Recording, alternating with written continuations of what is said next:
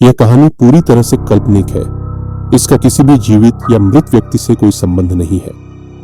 रात का समय था। घड़ी में 12 बजाए थे। गांव के लोग गहरी नींद में सो रहे थे, लेकिन गांव के बाहर बनी पुरानी हवेली में सन्नाटा अजीब तरह से गूंज रहा था।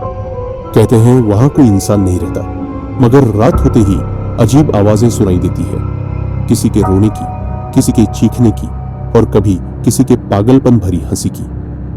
रवि नाम का एक लड़का बहुत जिज्ञासु था। उसने बचपन से ही बुजुर्गों से सुना था कि उस हवेली में एक औरत अपने परिवार के साथ रहती थी। एक रात पूरा परिवार अचानक रहस्यमय तरीके से गायब हो गया और तब से उस औरत की आत्मा वहां भटक रही है। गांव वाले कहते थे कि जो भी उस हवेली में गया वह कभी जिंदा बाहर नहीं आया। रवि ने अपनी जिज्ञासा में उस रात हवेली में जाने का फैसला किया। बाहर अंधेरा था।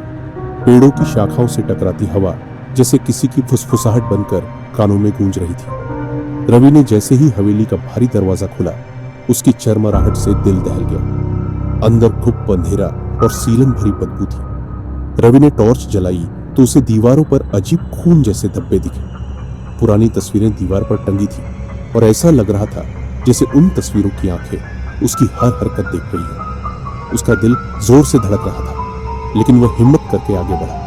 अचानक उसके कानों में धीमी औरत की आवाज आई, यहां क्यों आए हो? वापस चले जाओ। रवि का खून जम गया। उसने पीछे मुड़कर देखा, लेकिन कोई नहीं था। तभी पीछे से ठंडी हवा चली और दरवाजा अपने आप बंद हो गया। अब वह हवेली में फंस चुका था। कमरे के बीचों बीच उसे एक झूला दिखाई दिया जो अपने आप हिल रहा था। उस पर एक पुरानी गुड़िया रखी थी जिसकी आंखें लाल चमक रही थी। जैसे ही रवि ने गुड़िया को छूने की कोशिश की, पूरा हवेली हिलने लगा। औरत की इतनी भयानक चीख गूंजी कि रवि के कान से खून टपकने लगा। धुंध के बीच धीरे धीरे एक औरत का साया नजर आया। उसके लंबे खुले बाल थे, सफेद फटी हुई साड़ी और चेहरे पर डरावनी मुस्कान। उसकी आंखें लाल आग की तरह चमक रही थी। वह धीरे धीरे रवि की ओर बढ़ रही थी। उसने कहा, तुम इंसान मेरा घर क्यों खराब करते हो? अब तुम भी यही रहोगे हमेशा के लिए। रवि डर के मारे भागने की कोशिश करने लगा, लेकिन उसके पैर भारी हो गए। उसने देखा कि उसकी परछाई गायब हो चुकी है। अचानक वह औरत उसके सामने आ गई और उसकी गर्दन पकड़ ली। रवि का गला घुटने लगा। उसकी आंखें बाहर निकलने लगी और उसकी चीख पूरे हवेली में गूंज उठी। अगली सुबह गांव वाले जब हवेली के पास गए तो दरवाजा खुला मिला।